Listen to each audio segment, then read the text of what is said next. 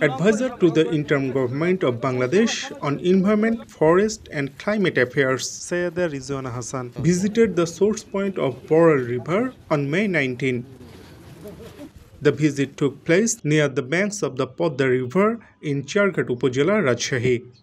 During the visit, she stated that in the current context of the country, the sluice gate is no longer necessary. To save the Boral River, the sluice gate will be removed and the river will undergo re-excavation.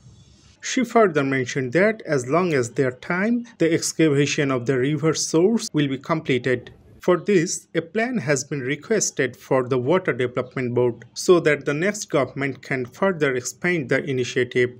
আগে এক ধরনের ধারণা ছিল, এখন এসে যেটা দেখলাম যে আসলে স্লুইস গেট আমি অপসারণ যদি করিও, শুধু স্লুইস গেট অপসারণের মাধ্যমে সমস্যাটা সমাধান হবে না, কারণ সমস্যাটা আরও বেশি জটিল হয়ে গেছে।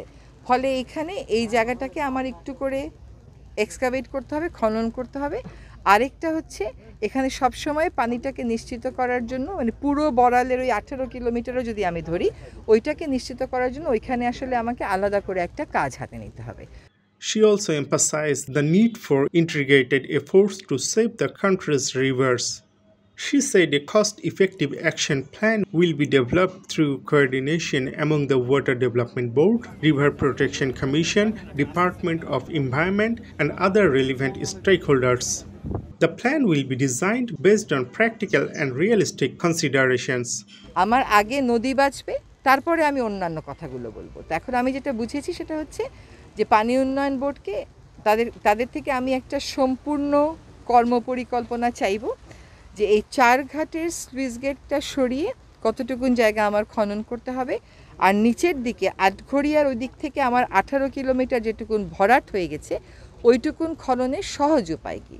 খননের যদি উপায় আমাকে বলা হয় জমি অধিগ্রহণ করে খনন, ওটাতে আমি নিরুৎসাহিত বোধ করি, কারণ আমি দেখেছি যে সরকারে ঢুকে জমি অধিগ্রহণের প্রক্রিয়া শেষ হওয়াটা খুবই জটিল। তো প্রাকৃতিক উপায়ে কতটুকুন আমরা ফেরত আনতে পারি, সেটার জন্য কি পরিকল্পনা হতে পারে, এটা পানি উন্নয়ন বোর্ডের কাছে চাইব। সরকার যখন একটা আইন করে তার একটা জনস্বার্থমূলক দিক থাকে, তখন পানি উন্নয়ন বোর্ডের একচ্ছত্র মতামত ছিল, এখন তো তার একচ্ছত্র মতামত থাকবে না। নদী রক্ষা কমিশন চাইবে এই নদীটা ফেরত আসুক, পরিবেশ অধিদপ্তর চাইবে নদীর পানিটা, পরিবেশটা নষ্ট না হোক। কাজে এগুলোকে সমন্বয় করে একটা কর্মপরিকল্পনা হবে, যেটা আমি বলবো ব্যয় সাশ্রয়ী করতে। এক পরিকল্পনা দিয়ে আমি নদীকে ধ্বংস করলাম, আবার শত কোটি টাকার আরেক পরিকল্পনা নিয়ে আমি নদীটাকে বাঁচিয়ে আনবো, এইটা কোনো উন্নয়নের ধারা হতে পারে না। According to Wikipedia, in 1985, a dam was constructed at its source in Charghat for flood control. As a result, the water flow in the Boral gradually decreased.